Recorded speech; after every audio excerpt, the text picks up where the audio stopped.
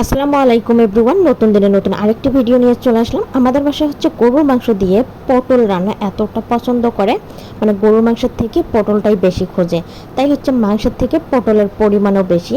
আর এখানে হচ্ছে প্রেশার কুকারে ভালো করে কষাতে পারতেছিলাম না, তাই এখানে হচ্ছে কড়াইয়ের মধ্যে নিয়ে ভালো করে কষিয়ে নিয়ে ঝোলের পানি দিয়ে দিলাম। আর ছেলে হচ্ছে আবার ঘ্যান ঘ্যান করতেছিল, সে হচ্ছে এই তো বেগুনি খাবে, তার জন্য বেগুনি ভেজে দিয়ে সে খাওয়ার পর দেখেন আমার সাথে কত রঙের তামাশা করতেছে। পরে আবার রাতের বেলা এটা হচ্ছে বাটা মাছ আর কিছুটা পাবদা মাছ হচ্ছে ভেজে তারপরে ভুনা করে নিয়েছিলাম। বাটা মাছটা আমার পছন্দ আর পাবদা মাছ আমার হাজব্যান্ডের পছন্দ, তাই ভাবতেছিলাম হচ্ছে আলাদা আলাদা করে রান্না না করে ভেজে তারপরে হচ্ছে একসাথে ভুনা করে নেব।